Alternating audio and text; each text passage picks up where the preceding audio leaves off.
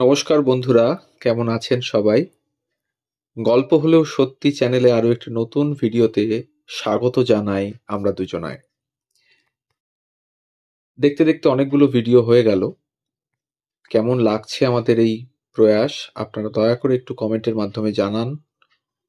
আরো কিভাবে উন্নতি করা যায় একটু কমেন্টের মাধ্যমে শেয়ার করুন।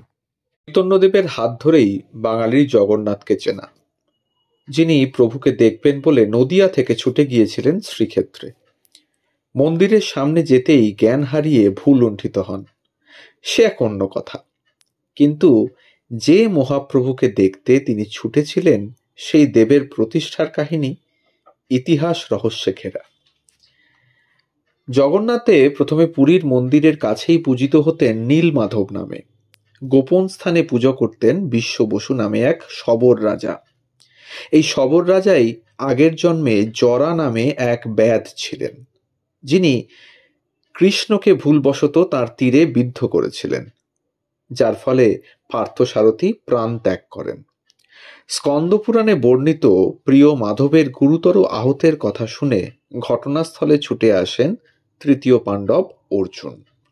তার কোলেই প্রাণ ত্যাগ করেন শ্রীকৃষ্ণ। দেহদাহের সময় সব অঙ্গ ছাই হলেও হৃদয় কিছুতেই দাহ্য হচ্ছিল না। তাই একটি নিম কাঠে তা রেখে সুদর্শন চক্র চিহ্ন এঁকে ভাসিয়ে দেওয়া হয় সমুদ্রে। পরে সেই কাঠ জল থেকে তুলে আনেন অবন্তীর রাজা ইন্দ্রদুম্ন।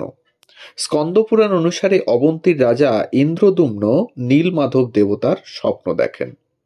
বিষ্ণুর রূপ হিসেবে বিবেচিত এই অধরা দেবতার সন্ধানে নানা দিকে মন্ত্রী, পুরোহিত ও দূত প্রেরণ করেছিলেন তিনি। দেবতার সন্ধানে গিয়ে ইন্দ্রদুম্নের অন্যতম মন্ত্রী বিদ্যাপতি, যার বংশধরেরাই পুরীর মন্দিরে দৈতাপত্য হিসেবে কাজ করছেন, শবর রাজার মেয়ে ললিতার সঙ্গে বিবাহ বন্ধনে আবদ্ধ হন। তারপর খুঁজে পান নীলাচলের বিগ্রহ। জানা যায় ললিতার সঙ্গে বিয়ের আগেই বিদ্যাপতি জানতে পেরেছিলেন ললিতার পিতা বিশ্ব বসু গোপন স্থানে কোনো দেবতার পূজা করেন। বিবাহের পর তিনি বিশ্ব বসুর কাছে যাওয়ার জন্য আবেদন জানান।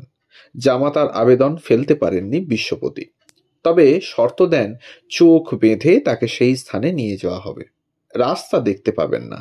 রাজি হন বিদ্যাপতি, কিন্তু তাকে তো দেবতার পথ খুঁজে বার করতেই হবে। বুদ্ধি করে হাতে সর্ষে নিয়ে যান, তা রাস্তার ধারে ছড়াতে ছড়াতে মন্দিরে যান। নীলাচলকে দর্শন করে ফিরে আসেন। বর্ষার পর সেই সর্ষের বীজ থেকে গাছ হয়।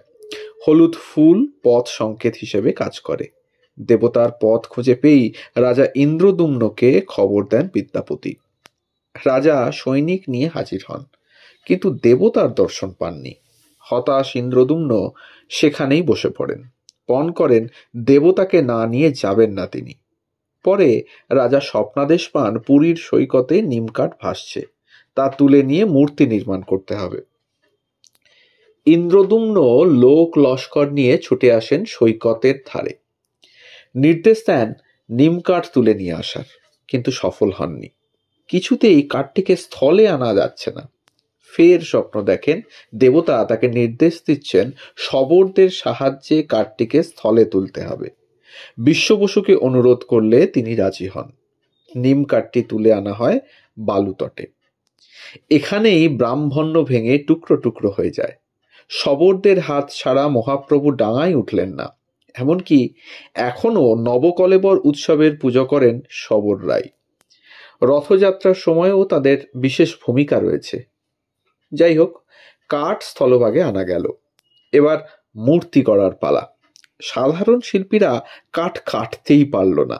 অবশেষে ব্রহ্মার আদেশে বিশ্বকর্মা ছদ্মবেশে শর্ত দিলেন 3 সপ্তাহ ধরে রুদ্ধদ্বার কক্ষের ভেতর মূর্তি করে যাবেন তিনি। কেউ উঁকি পর্যন্ত দিলে সেই অবস্থায় শিল্পী চলে যাবেন। সম্মত হলেন রাজা। দরজা বন্ধ করে মূর্তি করা শুরু হলো। দিন যায়, রাত কাটে, সামান্য শব্দটুকুও আসে না বন্ধ ঘরের ভেতর থেকে। কৌতূহল বাড়ে রাজার। একদিন দরজা খুলে দেন, তাতেই মাথায় হাত পড়ল তার। ঘর শূন্য, মূর্তি অসমাপ্ত। কেঁদে পড়লেন রাজা। আবারও স্বপ্নাদেশ। ওই মূর্তিতেই ভগবান ভক্তদের সব বাসনা কামনা পূরণ করবেন। তারপর থেকেই সেই অর্ধসমাপ্ত মূর্তিতেই নীলাচন হয়ে উঠলেন জগন্নাথ। জগন্নাথের প্রতিষ্ঠা পাওয়ার কাহিনী ইতিহাসে যাই বলুন না কেন, তার পরতে পরতে সংকেত দেওয়া রয়েছে পিছিয়ে পড়া অংশদের দেবতা তিনি। শবরদের হাতে প্রথম পূজিত হন তিনি। নিমকাঠ তুলে আনার পেছনেও শবরদের হাত। এখন যে চারিদিকে ব্রাহ্মণ্যের ধ্বজা উঠছে তা কিন্তু আসল নয়, প্রমাণ দেয় বিভিন্ন পুরাণ। তিনি সকলের স্থান, তিনি জগন্নাথ। তো এই ছিল আজকের গল্প, জগন্নাথ ঠাকুরের প্রতিষ্ঠা নিয়ে আজকের এই গল্প। যদি ভালো লাগে তাহলে অবশ্যই শেয়ার করুন কাছের মানুষদের সাথে। আমাদের চ্যানেলটিতে যদি নতুন হন তাহলে অবশ্যই সাবস্ক্রাইব করে দিন, গল্প হলেও সত্যি। বেল আইকনটি প্রেস করে রাখুন পরবর্তী গল্প পাওয়ার জন্য। আমাদের গল্প পোস্ট করার সময় ঠিক সকাল 9টা থেকে 9টা 30-এর মধ্যে। সবাই ভালো থাকুন, ধন্যবাদ।